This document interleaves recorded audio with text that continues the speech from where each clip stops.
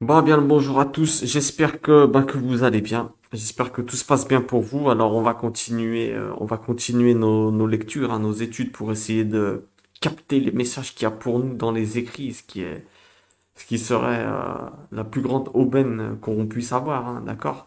Donc, qu'est-ce que je veux dire? Alors, comme d'habitude, là, on est en train de lire Luc 1,5, Luc 1,5, et même, je crois qu'on est à Luc 1,39. Je crois que je me suis planté dans la photo, mais bon, c'est pas grave. Le titre, c'est la visitation de Marie à Élisabeth.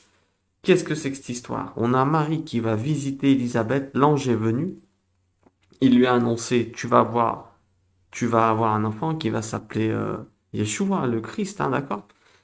Et voici ta cousine qui est enceinte. Alors qu'est-ce qu'elle fait? Elle s'en va en courant la voir. Elle s'en va en courant la voir. Et donc on va lire le texte pour voir un petit peu pour quelle raison. Et on va voir un peu ce que ça peut nous enseigner. Alors attendez, je vous lis le texte comme d'habitude. C'est parti. Alors, ouais, Luc 1,39, vous avez vu, je me suis planté dans la pochette, si vous voyez la pochette. Bon, bref, c'est pas grave. Et Marie, se levant en ces jours-là, s'en alla en hâte au pays des montagnes, dans une ville de Juda. Et elle entra dans la maison de Zacharie et salua Élisabeth. Et il arriva, comme Élisabeth entendait la salutation de Marie, que le petit enfant tressaillit dans son ventre. Et Élisabeth fut remplie de l'Esprit Saint. Elle s'écria à haute voix et dit, Tu es bénie entre toutes les femmes, et béni est le fruit de ton ventre. Et d'où me vient ceci, que la mère de mon Seigneur vienne à moi? Car voici, dès que la voix de ta salutation est parvenue à mes oreilles, le petit enfant a tressailli de joie dans mon ventre. D'accord? En fait, Marie, elle arrive, elle salue Élisabeth, sa cousine, et l'enfant qui était dans Élisabeth, il se met à bouger quand il voit Marie. Enfin, quand il l'entend, il ne la voit pas. Donc, eh bien, bien heureuse est celle qui a cru, car il y aura un accomplissement des choses qui lui ont été dites de la part du Seigneur. Et Marie dit, Mon âme magnifie le Seigneur, et mon esprit s'est réjoui en Dieu mon Sauveur, car il a regardé l'humble état de son esclave. Car voici que désormais toutes les générations me diront bienheureuse, car le puissant m'a fait de grandes choses, et son nom est saint, et sa miséricorde est de génération en génération sur ceux qui le craignent. Et il a agi puissamment par son bras. Il a dispersé les orgueilleux dans la pensée de leur cœur. Et il a fait descendre les puissants de leur trône, et il a élevé les petits. Et il a rempli de bien ceux qui avaient faim, et il a envoyé les riches les mains vides. Il a pris la cause d'Israël, son serviteur, pour se souvenir de sa miséricorde, selon qu'il avait parlé à nos pères, envers Abraham et envers sa semence à jamais. Et Marie demeura avec elle, avec Élisabeth, environ 3 mois, et s'en retourna à sa maison. Bon, alors là, on a pas mal de choses à voir, parce que les messages, je suis en train de regarder, il y en a beaucoup, donc je suis en train de mettre de l'ordre. Bon, alors on y va. C'est parti. Quel message peut y avoir pour nous là-dedans? Qu'est-ce que c'est que cette histoire? Marie qui visite Élisabeth, qu'est-ce que c'est que cette histoire? Alors on a une chose intéressante. Premier mot, les mots qu'on va traiter là, ça va être se levant, s'en alla en hâte. D'accord? On va regarder qu'est-ce que c'est que cette histoire. Et Marie se levant, qu'est-ce que ça veut dire? Qu'elle était couchée? Ou qu'elle était assise? Ou se levant, vous allez me dire, bah, c'est l'expression de se lever, de se mettre à l'action. Eh ben, on va voir ce qui se passe. Parce que, attendez, elle a là, dans une ville de Juda, hein, il faut que vous sachiez qu'elle était à plus de 100 kilomètres. Hein. Elle n'a pas fait une voyage, bon, je me lève, je vais voir ma cousine qui habite le quartier d'à côté. Elle a fait plus de 100 kilomètres. Et en plus, elle est partie au pays des montagnes. Et on dit que c'est Juta, d'accord? Parce que là-bas, il y avait des prêtres sacrificateurs. Il y avait tous les prêtres qui étaient à l'office. C'était une ville qui était qui était en bas, hein, en Judée en bas. Donc, quoi qu'il arrive, elle est partie de Nazareth en haut, de Galilée, elle est descendue. Donc, on est en train de parler d'un voyage de 100 kilomètres, là, de plus de 100 kilomètres. D'accord? Plus de 100 kilomètres. Donc, qu'est-ce qui l'a poussée à y aller? Vous allez me dire, elle allait aider sa cousine. Peut-être. On va voir un petit peu ce qui se passe. Donc, on va traiter le mot se levant et le mot en hâte. Elle s'en alla en hâte. D'accord? Et on va parler également de ces jours-là. Donc, qu'est-ce qu'on était en train de dire? Alors, elle se leva. Qu'est-ce que ça veut dire? Bibliquement, se lever, être debout, Ça signifie être en prière ou se mettre à agir pour Dieu. C'est être vivant. Parce que debout, c'est le contraire d'être couché, vous êtes d'accord avec moi, qui renvoie à la mort.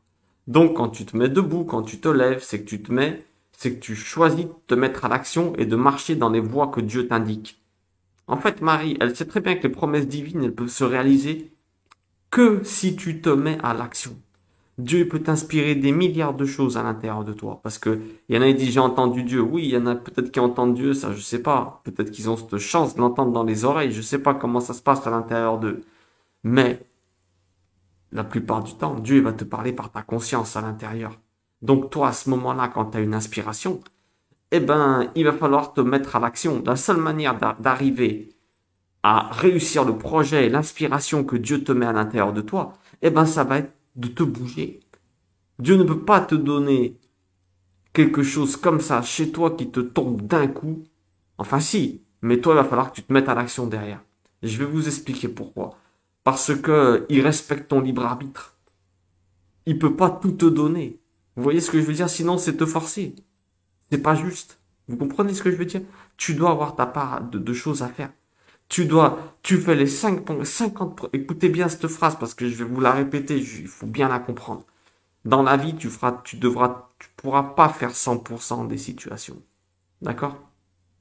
Tu pourras faire que les 50 premiers pourcents. C'est ce que Dieu il te demande. Sème, et lui, il viendra, il fera germer et il enverra les anges récolter. Nous, on doit faire les 50 premiers pourcents. On doit toujours laisser les autres 50% à Dieu. Et ça marche dans tous les domaines. C'est une petite parenthèse, mais ça marche dans tous les domaines avec tes enfants. Tes enfants, c'est pas que tes enfants. C'est des enfants de Dieu aussi. N'oubliez jamais ça. C'est un prêt que Dieu il t'a fait. Donc toi, tu as les 50 premiers à faire pour comment dire, les 50 premiers pourcents à faire. Et lui, il faut le laisser Dieu faire les 50 autres. Parce que dans les 50 autres pourcents, il y a aussi le travail de ton fils. Ton mari, c'est pareil, dans toute situation. Donc quand Dieu il te met une aspiration, on revient à notre sujet, eh ben, tu as les 50 premiers pourcents. Lui, il va t'aspirer. Tu dois faire les 50 premiers pourcents. Tu dois faire le premier pas. Tu te mets à l'action et c'est lui qui termine. Et c'est lui qui termine. N'oubliez jamais ça. Donc, il y a écrit, si Marie, elle réalise que si elle se met pas à l'action, eh ben, rien ne va se passer.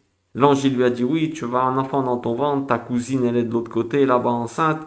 Elle se dit, waouh, je vais vite je vais aller chercher mes bénédictions. Parce que je sais que Dieu, il peut pas tout faire. Il peut pas tout faire par respect pour mon libre arbitre. Si moi, Dieu me met une aspiration et je décide de pas la suivre, eh ben Dieu il va me dire, ben oui, ben écoute, entre guillemets, il pourra pas la finir. Il pourra pas faire tout. Parce que toi, il respecte ton choix par amour de ne pas continuer. Il se dit, il veut pas, je peux pas le forcer. Ça marche comme ça avec tout le monde, hein. C'est un enseignement incroyable, ça, pour toute ta famille et tout le monde. Tu commences, tu proposes, les parents, les enfants, qui que ce soit, pour tes amis, tu n'es qu'un panneau qui indique la direction. Tu n'es qu'un panneau. Tu commences et eux, ils terminent. Tu commences et eux, ils terminent, comme Dieu. C'est comme ça qu'il faut faire. D'accord? Tu proposes et la personne, si tu l'aimes, tu la laisses disposer. Tu la laisses même libre de te dire non. Incroyable. Bon, alors, Elisa,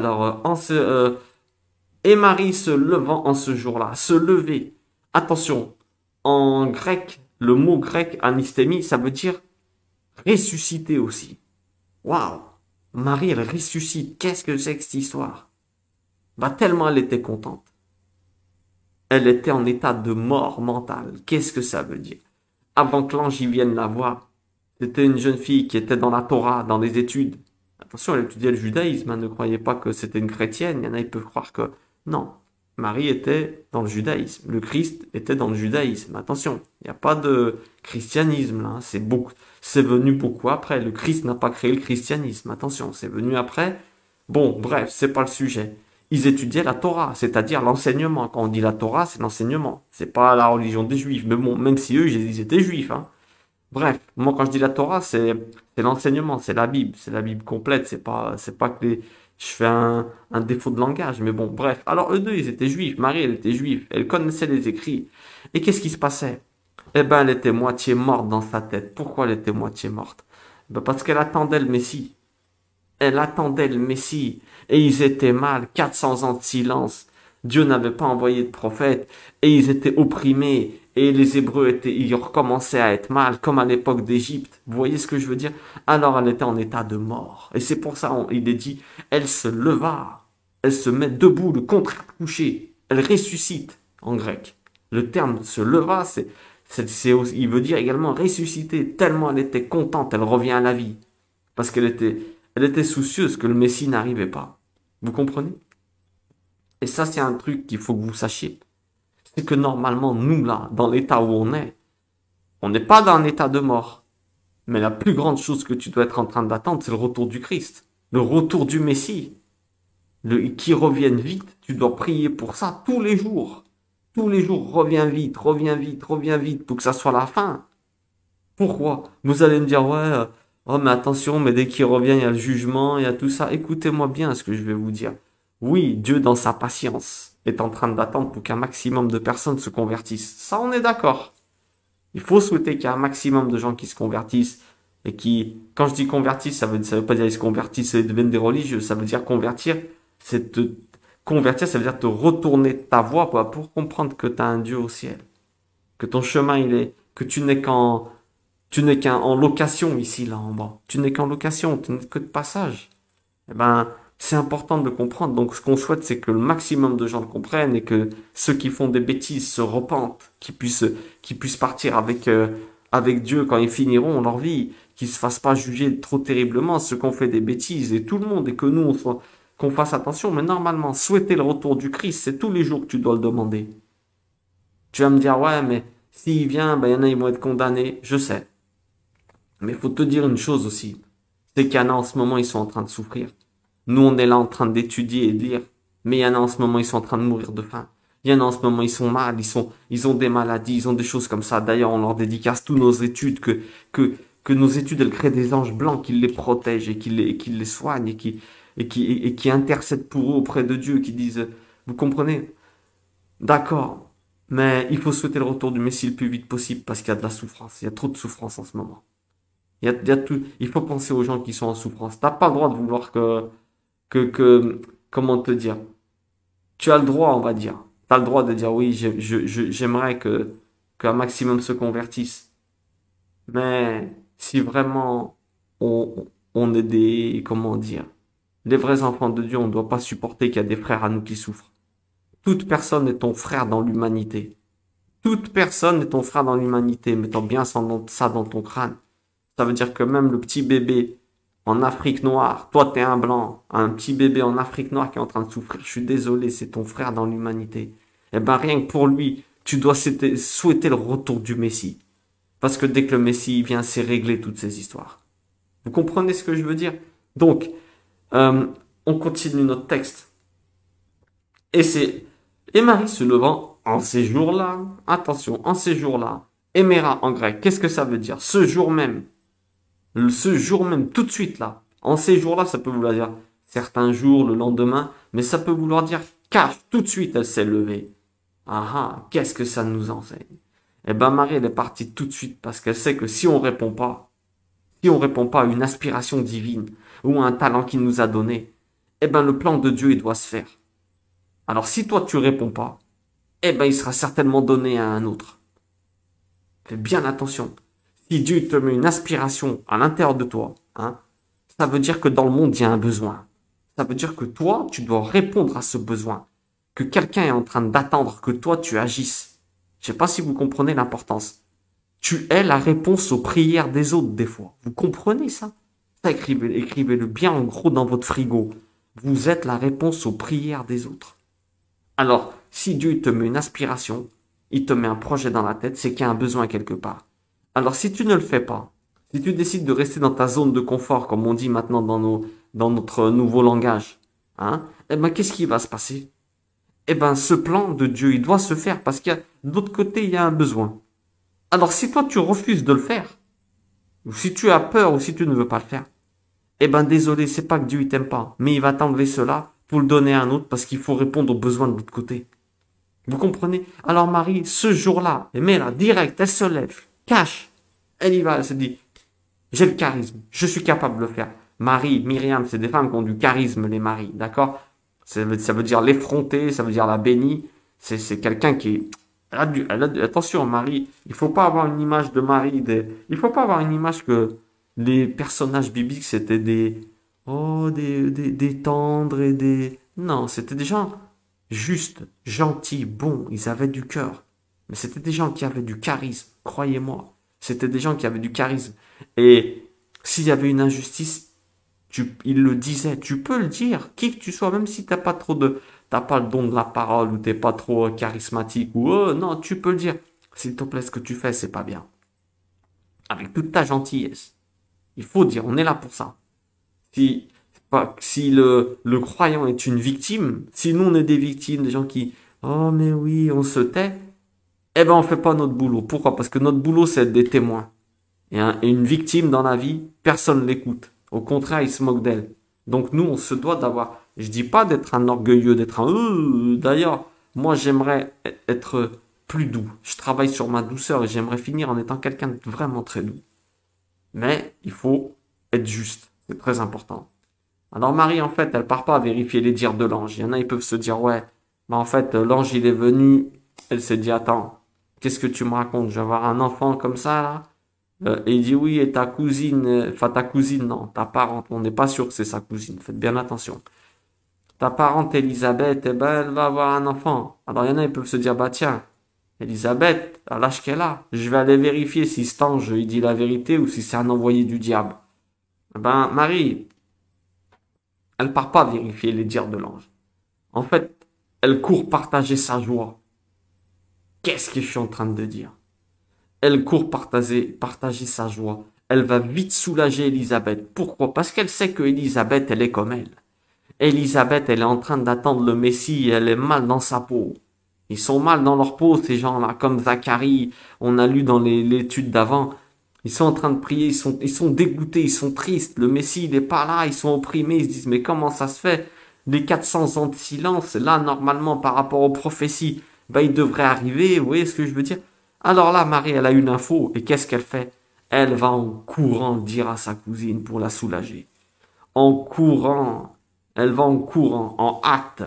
Ça nous enseigne que lorsqu'on apprend une bonne nouvelle, il faut le dire tout de suite aux personnes qui peuvent éprouver un soulagement en l'apprenant. Ne garde pas une bonne nouvelle dans ta tête.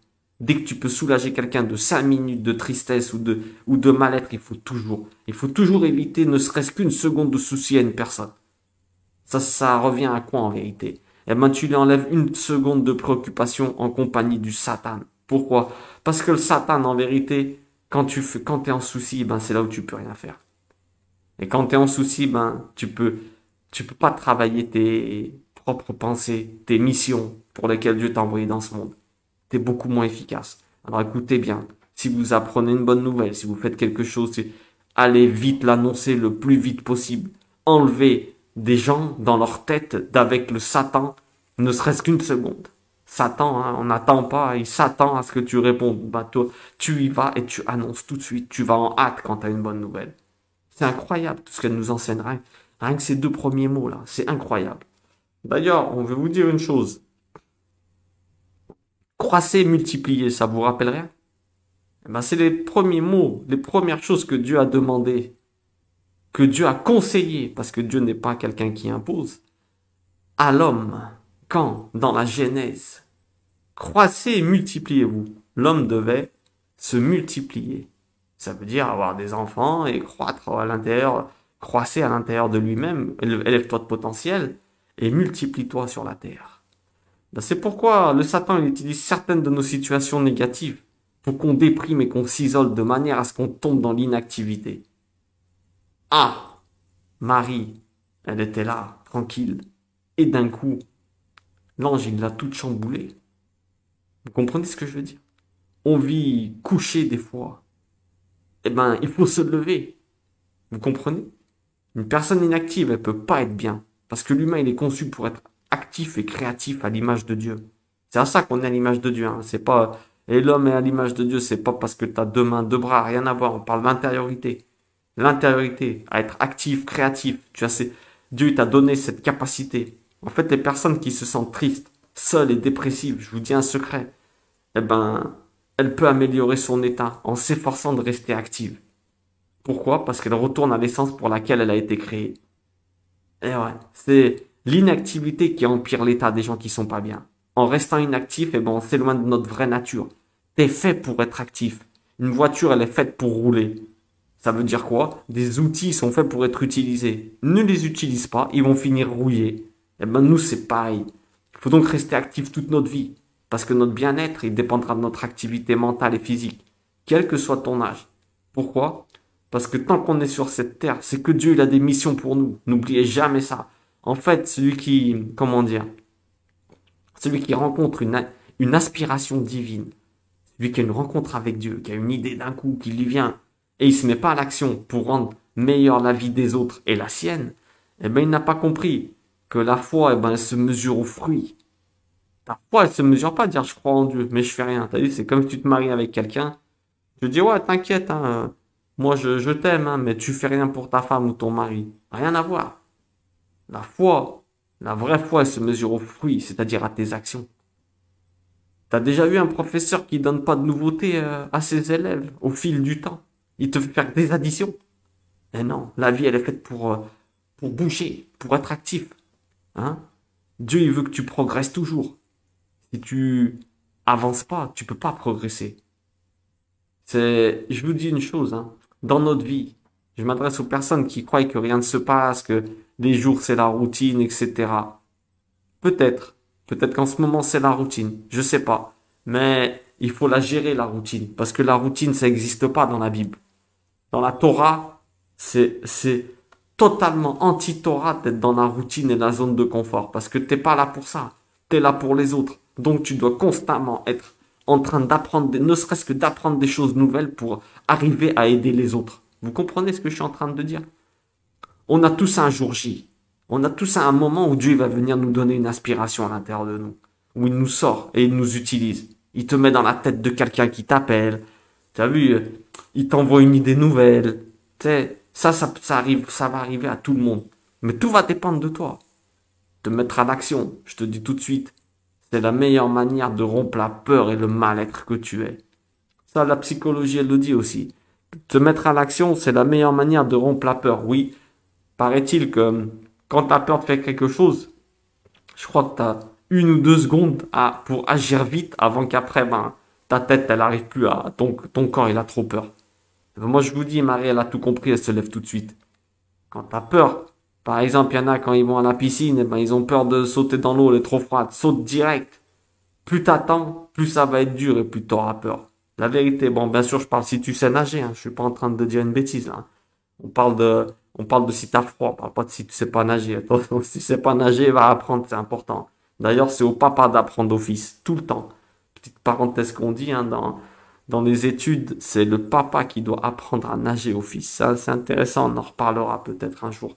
J'en ai parlé dans une vidéo avec mon père, là, si, je ne me rappelle plus comment elle s'appelle dans ma chaîne YouTube, elle y est, c'est très très intéressant ce qu'il nous enseigne. Bon, donc, on revient à notre étude. Quand tu as une aspiration divine ou une intuition, hein, que tu dois faire quelque chose, c'est ça les messages de Dieu. Dieu, il te parle dans ton intuition, ta conscience. Eh ben, sans que tu contrôles, quand elle t'arrive dessus sans que tu la contrôles, eh ben, souvent tu verras que tu as une force qui vient avec. La vérité, sans que tu t'en rendes compte. Et t'auras jamais, comment dire, tu feras des choses que t'aurais jamais été capable de faire avant. C'est comme l'adrénaline, tu vois. C'est un truc que Dieu il déclenche. C'est bien la preuve que ça vient pas de toi.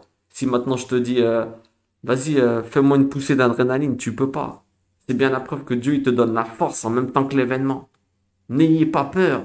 Si Dieu il vous demande il vous aspire à faire quelque chose, foncez parce qu'il va vous donner la force. Il te demande juste de commencer, on a dit. Dieu il peut pas tout faire par respect pour ton libre arbitre. Ça, je le répète et je le dis. Euh, il faut que tu puisses savourer des victoires. Si Dieu il fait tout, si Dieu il fait tout, quand est-ce que toi tu vas apprendre à se sentir utile, à être à ta hauteur, à ta dignité d'être humain, un de ses enfants? Tu veux pas que ton fils il te dise que c'est toi qui lui as tout fait. Autrement, il n'existe pas. Dieu il ne peut pas tout faire pour que tu puisses savourer des victoires. Parce qu'il y a, comment dire, il n'y a rien de pire que tout donner à quelqu'un pour le rendre inutile. Ça, c'est important de vous le dire. Maintenant, comment dire, commence et lui il termine, t'inquiète pas. Je te dis, si tu suis ses plans, il t'aidera tout au long du chemin. La vérité, il te demande juste de commencer pour pouvoir dire, tiens, ça y est, je l'aide. Vous comprenez? Comme l'adrénaline, n'oublie pas. C'est lui qui te la donne d'un coup, bim. Tu sais même pas pourquoi t'as la force de faire tout ce qu'il faut dans des situations extrêmes. Tu te dis, j'aurais jamais eu la force et bim, au moment où tu l'as eu, tu sais même pas d'où ça vient. C'est bien la preuve que c'est lui qui t'aide. Tu commences. Commence et lui termine. Regarde Marie, elle se met à l'action. Elle s'en va direct, 100 kilomètres. Allez, 100 kilomètres dans les montagnes. Elle cherche à s'élever. Vous comprenez? Euh, Après, tu vas me dire, mais si je foire, ben, moi je te dis, il y a des phrases qui te répondent toutes seules. L'échec, c'est le point de départ de la réussite. Tu la connais celle-là? Bah, elle est bien. L'important, c'est de vivre, c'est d'exister. L'important, c'est jamais de réussir. C'est d'exister, mon ami.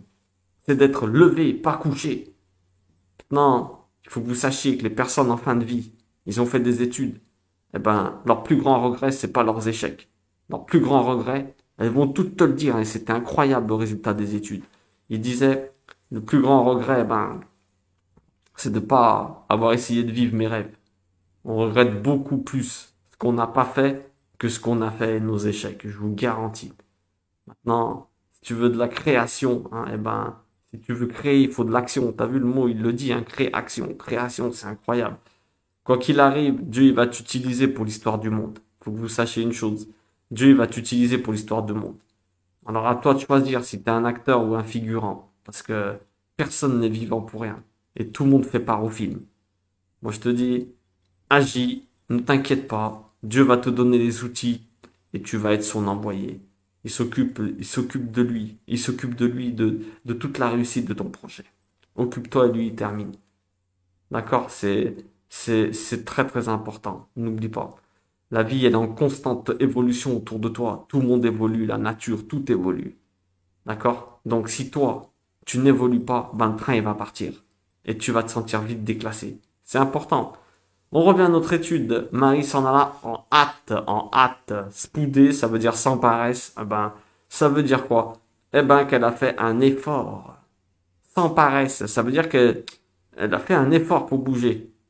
D'accord? Pour sortir de sa zone de confort.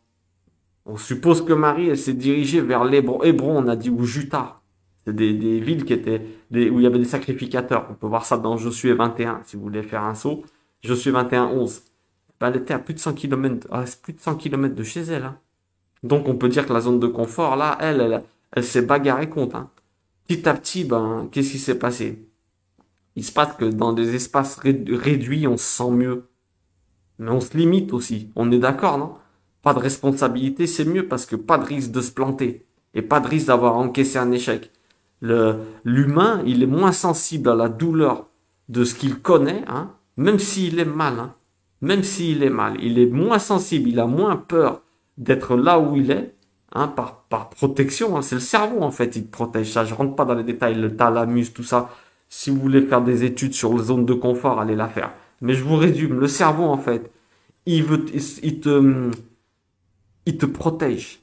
Alors, il veut pas que tu te mettes en danger. Il sait que là où t'es, même si t'es mal, au moins t'as résisté, t'es pas mort. Eh ben, quand il a peur du nouveau, il te dit reste dans le canapé, au moins il t'arrivera rien. On sait pas ce qui va se passer. C'est tout dans ta tête, en fait, hein. La zone de confort, il n'y a rien de pire. Elle devrait s'appeler la zone connue, la zone, parce qu'elle n'est pas confortable, hein. Elle n'est pas confortable. T'es mal dedans. Au contraire, tu te dis, tu sens au fond de toi que t'es pas à ta place et que, tu sais que ta vie, elle tourne pas bien. T'as cru que Dieu, il va te laisser? Au contraire, il va venir avec toi, il va comment te dire? Il va te pousser pour te sortir de là-dedans, parce que t'es une sorte de mort-vivant. T'es une sorte de mort-vivant quand t'es dans ta zone de confort. Tout est en mouvement, on a dit, autour de toi. T'es condamné à t'adapter, sinon t'es mort. L'intelligence, la vraie définition, c'est la capacité d'adaptation. Quand il y a quelque chose qui vient, tu sais t'adapter. Tu sais réinjecter des connaissances que tu as. C'est ça la vraie intelligence. Maintenant, je te dis, rien de plus désagréable que la zone de confort. Pourquoi? Parce que ton âme à l'intérieur de toi, elle est faite pour bouger. Elle sait que t'es pas fait pour être en inactivité. Le but de ta zone de confort, c'est qu'elle grandisse tous les jours, constamment. Attendre que ça se passe, c'est comme, comment dire, c'est anti-biblique. La Bible, elle te demande d'être en constante recherche d'amélioration. Et Dieu, il te guidera. Pourquoi? Parce qu'il il peut pas te guider si tu restes couché. Comme on dit, hein, un élément, une boule qui est en train de rouler, elle est plus facile à réorienter qu'une boule à l'arrêt. Il faut toujours être en mouvement. Je suis en train de vous casser la tête avec ça, hein, dans ce cours-là. Mais c'est trop important d'être en mouvement tout le temps dans ta tête. Parce que sinon, tu es un homme mort. Il est dit que le Satan, il ne peut attaquer qu'une tête vide. Quand tu es en train de rien faire, comme t'es pas fait pour rien faire, je te promets que le vide n'existe pas. Le vide n'existe pas. Quand tu vides une bouteille d'eau, eh ben, t'as rentré de l'air dedans. Et ça, c'est important de te dire. La nature, la matière et la nature n'aiment pas le vide. Tout se réutilise, tout se réinjecte. On sait très bien la loi de Lavoisier. Donc, si tu ne rentres pas du bien, je te promets que le mal, il va venir de manière naturelle. Le monde, il est fait comme ça. Il est fait de cette manière. L'équilibre extérieur, il dépend de la stabilité. Tu as vu, quand tu arrêtes de marcher, tu es en équilibre. Quand tu marches, tu crées des déséquilibres, en fait, quand tu marches. Chaque pas, il crée un déséquilibre, en fait, tu as vu? Et l'autre pied, il vient rétablir l'équilibre. Mais t'as pas remarqué que c'est la seule chose qui te fait avancer. Si tu restes arrêté, tu es en équilibre, il n'y a pas de problème. Mais si tu veux avancer, il faut créer des déséquilibres. On est clair, on est clair là-dessus. Hein. Et l'équilibre intérieur, eh ben, c'est le contraire. Il déteste la stabilité intérieure. Il dépend du mouvement intérieur. Tu comprends ce que je veux te dire? L'équilibre intérieur, il dépend du mouvement. C'est le contraire. Du mouvement à l'intérieur de toi. Tu peux être assis, mais tu es en équilibre. Tu es en train de chercher des trucs. C'est très important. Il faut te bouger. Même la science, elle dit que qu'est-ce que c'est que la chaleur? C'est une excitation de molécules, non? Et le froid, bah, c'est quand les molécules elles arrêtent de bouger. C'est la mort. Cherchez pas. Ne pas bouger, c'est la pire des choses que vous pouvez faire dans votre tête et dans votre vie et dans votre corps. Plus tu fais, plus tu auras envie. Le canapé, il appelle le canapé. Moins t'en fais, je te promets, moins t'auras envie de faire. Le canapé, il va toujours te dire, viens. Le corps, l'âme, elle est faite pour bouger. Même le corps est fait pour bouger. Le corps, ce qu'il y a, c'est qu'il est attiré par rester à rien faire. Il vient de la terre. T'as vu, à la plage, les gens, ils sont bien, ils sont couchés, ils sont dans la terre. T'as vu, mais même nous, hein, même quand on est allongé, on se met par terre, et ben on est à l'aise. Pourquoi? Parce qu'on vient de là. Quand je dis les gens à la plage, je l'ai eu fait et je comprends ce que ça veut dire. Hein. Je comprends ce que c'est. Maintenant, il faut que vous sachiez une chose, c'est que si vous ne bougez pas, eh ben, le mal, vous êtes une proie trop facile. Vous êtes une proie trop facile. Pourquoi? Parce que vous êtes à l'arrêt. C'est facile de cibler avec un fusil une cible à l'arrêt. Hein. Alors que si elle est en mouvement, bah, tu galères plus. Bah, dites-vous que le Satan, il est constamment avec un fusil en train de vous êtes dans le viseur du Satan constamment. Plus vous bougez, et moins il pourra vous frapper. Croyez-moi. Bon, on va continuer notre lecture. Hein. On a fait cette introduction là, petite introduction mais le sujet il est tellement important et tellement vaste que voilà. Quoi. Bon, on continue ensemble la suite de la lecture. Qu'est-ce que ça peut nous enseigner ce texte? Alors, elle a en hâte au pays des montagnes, on a dit. Montagne, intéressant. Montagne, comme on est en train de dire, montagne, elle a cherché à s'élever. Elle n'a pas dit elle descendit dans le fleuve, non. Montagne, elle cherche à s'élever. Elle sait que Dieu lui a donné une mission. Elle, elle se dit, tiens, il faut que je monte de niveau pour être, comment dire, au niveau de ce que Dieu me demande. C'est intéressant. Elle alla en hâte au pays des montagnes dans une ville de Juda. Pourquoi est-ce qu'ils n'ont pas dit elle alla en hâte dans une ville de Juda? S'ils disent montagne, c'est pas pour rien. S'ils disent montagne, c'est qu'ils veulent montrer qu'elle est... Tout mot dans la Bible, il signifie quelque chose. Hein. Arrêtez de croire. Tous les mots. Les montagnes, ça veut dire qu'elle a cherché à Ar. En hébreu, on dit Ar, montagne. C'est de la racine d'être enceinte aussi. C'est intéressant parce que en hébreu, on dit tu es en montagne quand tu es enceinte. Et ouais, tu vas t'élever. Tu augmentes un potentiel. Donc Marie, elle cherche à s'élever. Et elle entra dans la maison de Zacharie et salua Élisabeth. Tiens donc. Tiens donc, tiens donc. Elle entra dans la maison de Zacharie et salua Élisabeth. On suppose éventuellement qu'elle a salué Zacharie aussi, non? C'est bizarre. Il faut que vous posez-vous des questions quand vous voyez les tournures de phrases. On peut pas lire la Bible comme ça. Quand vous arrivez à un certain niveau, vous voulez capter les messages, vous vous posez des questions. Elle entra dans la maison de Zacharie et salua Élisabeth. Pourquoi il n'y a pas écrit Elle entra dans la maison d'Élisabeth, elle la salua.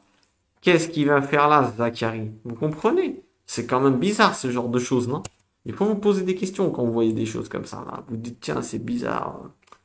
C'est bizarre, comment ça se fait qu'ils nous disent Zacharie? Oui, parce que, comment dire, parce que c'était la maison, on respecte le protocole, parce qu'avant, quand on rentrait, on devait dire bonjour en premier à l'homme. Ouais, c'est possible. Mais alors, si elle salue Elisabeth en premier, pourquoi elle fait ça? Eh ben, parce qu'elle sait qu'Elisabeth, elle est mal dans sa tête. Et elle sait qu'Elisabeth, elle est mal dans sa tête. Qu'est-ce que je veux dire par là? Eh ben, vous allez comprendre tout de suite. C'est que le mot utilisé ici, il veut dire saluer, ça veut dire exhorter et encourager. En fait, Marie, elle a anticipé les besoins d'Élisabeth. Elle sait qu'elle est dégoûtée et qu'elle est mal. Imaginez-vous, elle est avec son mari il est muet depuis que l'ange lui a dit, elle vit une grossesse où elle est restée cachée, mais vous vous rendez pas compte. Elle se dit, wow, ma cousine, elle est trop mal dans sa tête. Elle rentre, elle exhorte Élisabeth. Pourquoi il n'y a pas écrit salut Zacharie? Parce elle exhorte pas Zacharie. Elle n'encourage pas. Parce que Zacharie, apparemment, il a le charisme d'un homme. Bien sûr que oui. Hein?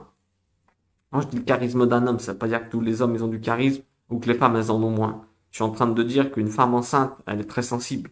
Donc, elle voit que sa cousine a plus besoin d'encouragement que Zacharie. Alors, qu'est-ce qu'elle fait?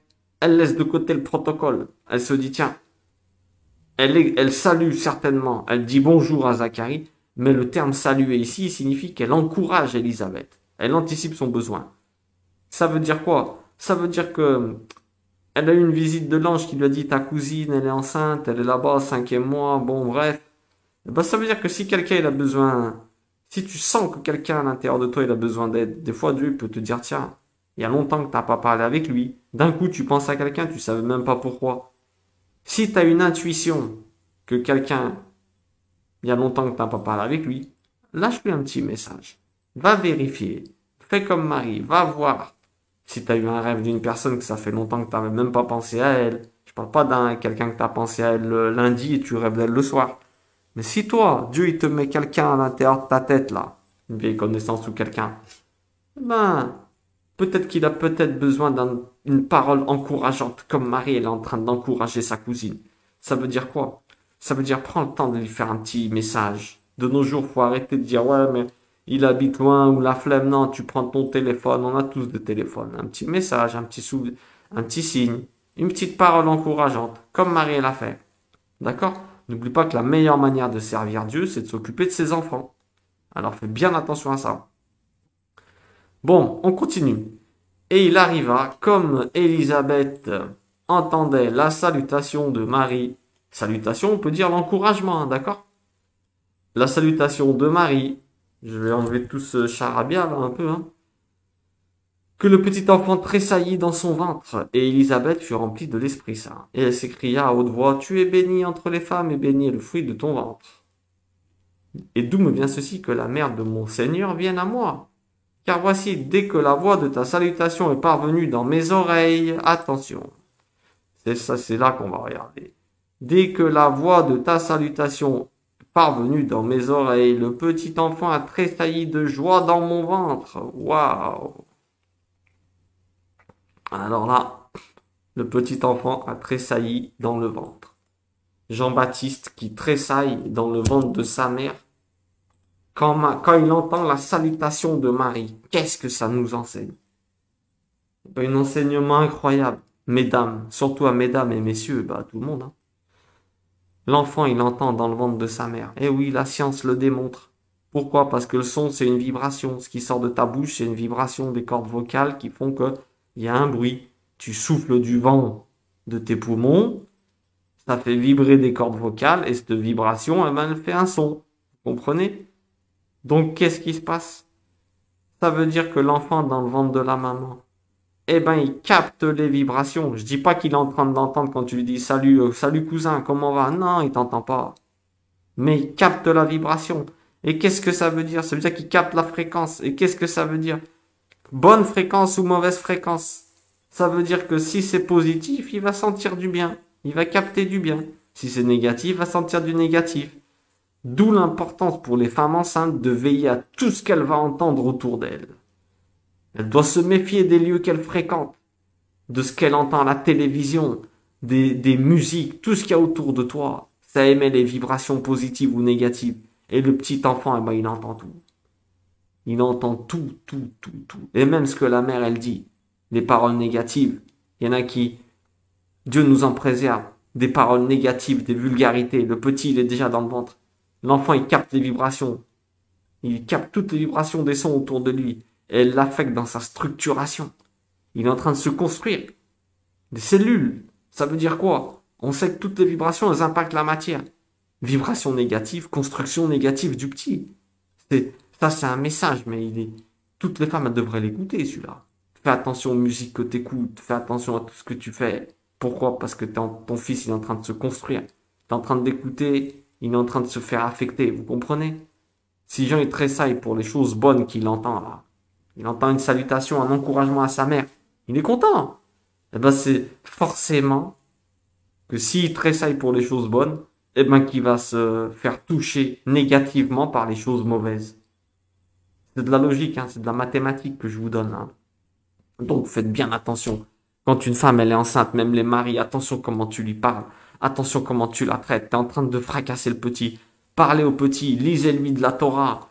Mettez des bonnes ondes parce que le petit, il est en train de se structurer en fonction de ce qu'il est en train d'entendre aussi. Incroyable. Incroyable. C'est incroyable. La vérité. Bon, on continue. On continue, on continue. On continue, on continue. Hop, hop, hop. En passage, on remarque l'humilité d'Élisabeth. Hein. Celle qui est grande, elle est celle la plus grande, elle dit, d'où me vient que tu es béni, d'où me vient que la mère de mon Seigneur vienne à moi. Vous imaginez, hein? Ça veut dire quoi quand elle dit, d'où me vient que la mère de mon Seigneur vienne à moi?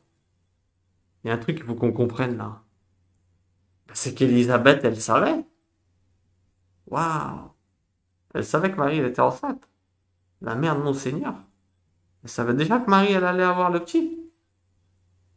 C'est incroyable. Ça voudrait dire qu'Élisabeth, tellement c'était quelqu'un de bien, elle a eu des autres révélations. C'est incroyable. Alors elle continue en lui disant, et bienheureuse est celle qui a cru. Bienheureuse est celle qui a cru. Petite confirmation tout à l'heure. Bienheureux celui qui a cru. Pourquoi? Parce qu'il aura un accomplissement des choses qui lui ont été dites par le Seigneur. Si tu crois, écoute bien. Si tu crois et tu ne doutes pas aux aspirations divines et aux promesses que Dieu il a mis dans ton cœur, eh ben je te promets qu'un jour tu les verras. Tu les verras se réaliser. Bienheureuse celle qui a cru, car il y aura un accomplissement des choses qui ont été dites par le Seigneur. Si tu crois, écoute bien ce que je te dis. Retenez bien cette leçon. Si tu crois jusqu'au bout, même à 90 ans, tu verras l'accomplissement des choses. C'est ça le but, c'est de bien finir, on a dit. Hein. Le but dans ta vie, c'est de bien finir. C'est pas autre chose. Si tu crois ce que Dieu l'a mis pour toi, la vérité, eh ben, tu verras un accomplissement des choses qui ont été dites par le Seigneur. Regardez cette phrase-là, comme elle est pour nous tous. Dieu, il a dit que ceux qui croiraient en lui, ils finiraient bien. Eh ben, la fin, elle est belle. Normalement, on devrait, si on croit à ces choses, eh ben, on verra l'accomplissement. Je vous promets, n'ayez pas peur. Et Marie, elle dit, ce qui est appelé le Magnificat. Dans les églises, ils appellent ça le Magnificat, la réponse de Marie à Élisabeth. Mon âme magnifie le Seigneur, parce que vous avez vu, il utilise magnifie. Et mon esprit s'est réjoui en Dieu mon Sauveur, car il a regardé l'humble état de son esclave. Car voici désormais que toutes les générations me diront bienheureuse. Elle prophétise. Car le puissant m'a fait de grandes choses, et son nom est saint. Et son nom est saint. Et sa miséricorde est de génération en génération pour ceux qui le craignent. En effet, un papa qui a entre guillemets, la crainte de Dieu, eh ben le fils, il aura la crainte de Dieu. Et le petit-fils aussi. On est d'accord. Les générations. Mais maintenant, je veux parler du mot craindre. Parce que là, vous allez me dire crainte, la crainte. Qu'est-ce que c'est que cette histoire-là? La crainte de Dieu. Craindre Dieu. Attendez, je souligne un peu mieux là-haut. Des générations de ceux qui craignent. Alors, qu'est-ce que c'est que cette histoire? Il faut qu'on craigne Dieu. Comment ça, craindre Dieu, ça? C'est pas bien sympa, ça, craindre Dieu. Qu'est-ce que c'est que la crainte de Dieu? Ben, je vais vous dire une chose, écoutez bien ce que je vais vous dire. Parce que là, c'est important. Il y en a qui croient que les gens, ils sont croyants parce qu'on a peur de Dieu. Oh, on a crainte, il faut craindre Dieu. Dieu demande de le craindre. Qu'est-ce que c'est que ce Dieu? Il nous a créé pour qu'on le craigne. Qu'est-ce que c'est que cette histoire? Eh ben, écoutez ce que je vais vous dire, c'est important. T'as peur de quoi? Que Dieu il te punisse? Eh ben, je vais te poser une question. T'as déjà vu quelqu'un faire une bêtise et d'un coup il se ramasse un éclair dans la tête? Qu'est-ce que c'est que la crainte de Dieu? Ça veut dire quoi? Ça veut dire que Dieu il nous laisse. T'as peur de Dieu? En hébreu, châtier. Je vous donne quelques indications, vous allez vite comprendre. En hébreu, châtier, yakar, c'est rendre quelqu'un lucide. C'est pas comme nous. Nous, on a une traduction qui est une signification du mot châtier et punir qui n'ont rien à voir avec Dieu. Punir en hébreu, pakad, hein, punition, ça veut dire visiter. Vous comprenez? C'est jamais des conséquences dans la Torah.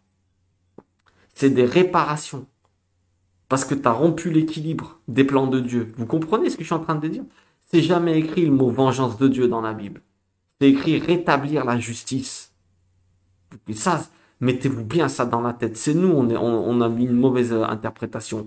Punir, on dit onesh en hébreu. Onesh, première lettre, hein, c'est le Ain, le A, d'accord, le Ain, et c'est formé du mot A et Nesh, d'accord, Onesh, parce que le O c'est un A aussi, il n'y a pas de voyelle en hébreu. Donc, qu'est-ce que ça veut dire? Ain, ça veut dire l'œil, et Nash, ça veut dire tomber. Ça veut dire que la punition, c'est on va te faire voir pour quelle raison tu es tombé. Une punition, elle doit être éducative. C'est un enseignement qu'il y a derrière. Vous comprenez? Dieu, il visite. Quand on dit punition, visiter. Pourquoi? Eh ben, ça se traduit, comment dire?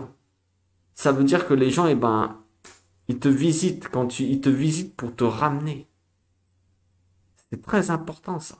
Même en grec, hein, piteia, hein, c'est des conséquences éducatives.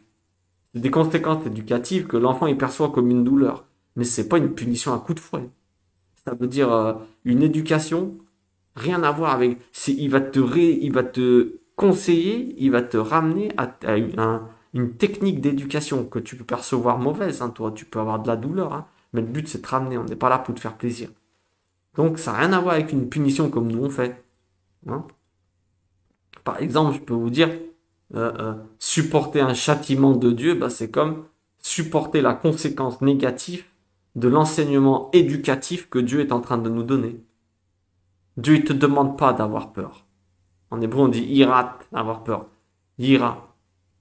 Attention, Dieu ne te demande pas d'avoir peur. Il ne te demande pas d'avoir peur de lui. Pourquoi? Parce que, comment dire, c'est pas de l'amour sinon. Vous comprenez ce que je suis en train de dire? Il n'a pas besoin de la peur des gens. Vous comprenez? Il est le maître de tout. Lui, il veut que tu sois bien. Maintenant, la seule crainte que tu dois avoir, c'est quoi? C'est impossible que Dieu te demande d'avoir peur de lui. Parce que c'est tout le contraire de l'amour. D'avoir peur de la personne. Bibliquement, craindre n'a rien à voir avec la peur. La crainte de Dieu, ça signifie quoi? Ça signifie craindre de le décevoir. Parce qu'un amour sans crainte de décevoir l'être aimé, il n'est pas réel. En fait, quand tu aimes une personne, la complaire est notre premier objectif.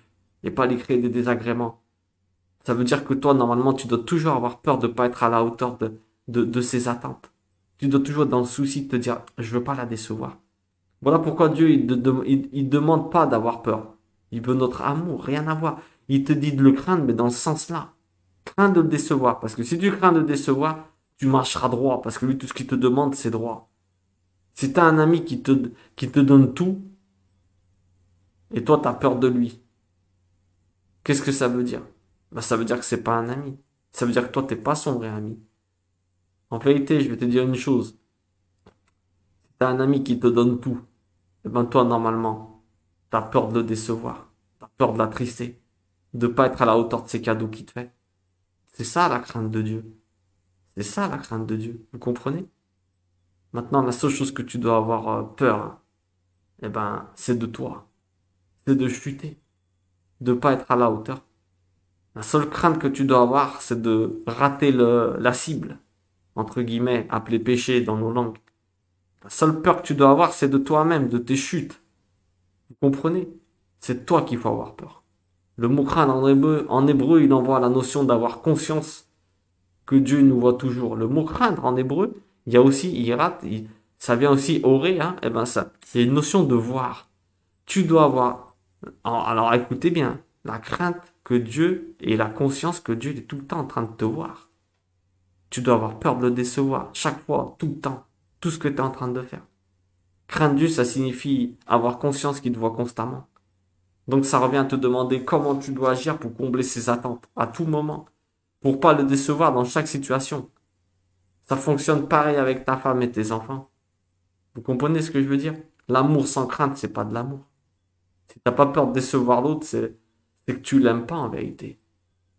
D'accord? Ça emmène des dérives terribles si t'as pas peur de décevoir. Je trouve ma femme avec la voisine, mais je l'aime quand même. Incroyable. Incroyable. J'aime Dieu, mais je fais des choses qui n'ont rien à voir avec lui. Je sors moitié dévêtu, je bois de l'alcool, je deviens sous. Incroyable. La relation éducative avec les enfants, ben, qu'est-ce que ça veut dire? Ben, ça veut dire que ça s'adapte aussi. Si tes enfants ils fument pas par peur de toi, ils ont peur que tu les frappes, c'est pas de l'amour, mais de la peur.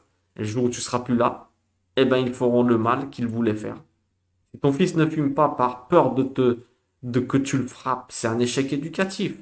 En fait, s'il fume pas, ou s'il rentre pas tard chez toi par peur de te décevoir, par la crainte de décevoir, c'est du réel amour et tu as réussi à lui donner un cœur de chair. Comprenez, parce qu'il t'aime. Si l'enfant te respecte non par peur, mais par crainte de te décevoir, c'est une réussite totale. Avec ta femme, c'est pareil. Quand tu étais fiancé, tu craignais de la décevoir. Tu te parfumais. Et tu lui parlais sans par exemple, en te comportant bien à table, t'as vu? Continue, continue. Sinon, ça veut dire que tu l'aimes beaucoup moins. Craindre, ça veut dire avoir crainte, la crainte de décevoir. Voilà la crainte que Dieu te demande. Vous comprenez? La seule, comment dire, la seule crainte que tu dois avoir, eh ben, je le répète une dernière fois, c'est que tu fasses une erreur. Pourquoi? Parce que si tu fais une erreur, eh ben, Dieu, il va devoir laisser que le Satan te fasse une visite corrective pour te ramener dans le droit chemin parce qu'il t'aime trop. Donc la seule peur que tu dois avoir, c'est de toi-même. Parce que si tu te plantes, tu sais que tu vas avoir une visite pour te redresser. Vous comprenez? C'est super important ça. C'est super important. Dieu fera tout pour te redresser par amour parce qu'il t'aime. D'accord? Eh ben, maintenant je vous dis une chose, hein. Faut que vous sachiez que Dieu ne veut pas notre crainte, notre peur. Je pense que vous avez compris. Bon, on va continuer. Alors, génération, ceux qui le craignent, il agit puissamment par son bras. On continue le cantique de Marie. Hein. Il a dispersé les orgueilleux dans la pensée de leur cœur. Il fait descendre les puissants de leur trône et a élevé les petits. Tôt ou tard arrivera un jour où je vous promets que tous ceux qui sont bien là maintenant et qui sont des escrocs qui font du mal, ils vont ramasser. D'ailleurs, n'enviez pas les gens qui ont beaucoup et qui font et qui passent par des moyens anti-Torah ou des escrocs, tout ça, qui en ont beaucoup en ce moment. Dites-vous juste une chose, même dans les films, hein, dites-moi-en un qui a bien fini. C'est pas possible de bien finir quand t'es un escroc. C'est impossible. Dieu rétablit la justice. Dieu rétablit la justice quoi qu'il arrive. Et tu vas me dire, ouais, mais il y en a qui ont bien fini. Lui peut-être, oui, mais ses enfants, ils ont bien fini. N'oubliez pas, une bénédiction, c'est quelque chose que tu peux transmettre à tes enfants. C'est pas quelque chose qu'ils vont perdre après. Le mec, il a beaucoup, mais si c'est pas dans le chemin de Dieu, il est condamné à tout perdre. Alors, on continue. Et il a rempli de biens ceux qui avaient faim, et il a envoyé les riches les mains vides. Il a pris la cause d'Israël, son serviteur, pour se souvenir de sa miséricorde, selon qu'il avait parlé à nos pères, envers Abraham, sa semence à jamais. Alors là, il y a une phrase super importante.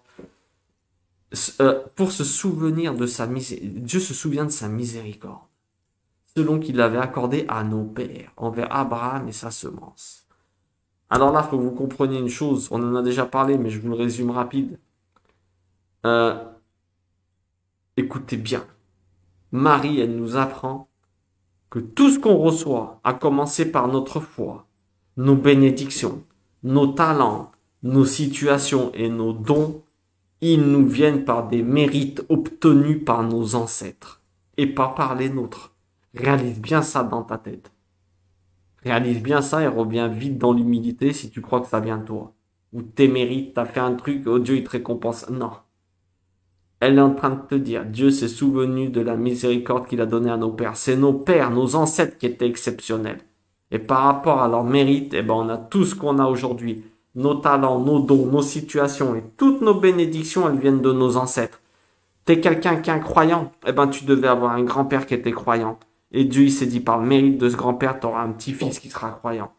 T'es quelqu'un qui arrive à avoir des dons de musique, eh ben, t'as un grand-père qui a fait un mérite, et Dieu, il se dit, ben, tiens, cette personne, on va lui donner ce don par rapport à son grand-père. Je sais pas si vous comprenez. Vous comprenez ce que je suis en train de dire? Tous nos mérites, ils sont obtenus par nos ancêtres. C'est pas les nôtres. Tâchons donc de les honorer. Vous comprenez, avec tout ce qu'ils nous ont obtenu. Et nous ne nous écartons pas du chemin de Dieu. Bah, de manière à quoi? Eh ben, à gagner nous-mêmes des mérites, hein, pour nos descendants, pour nos enfants.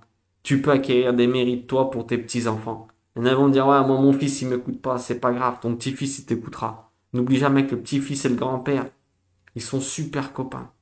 Ils sont super copains parce que le grand-père, il a moins d'autorité à faire. Alors, ils sont super copains. Vous comprenez? Ça, c'est une notion fondamentale. Et Marie demeura avec elle environ 3 mois et elle retourna dans sa maison. Alors là, encore, on termine. Hein. Phrase intéressante. Marie anticipe le besoin d'Élisabeth. Elle s'assure qu'elle se sente pas seule.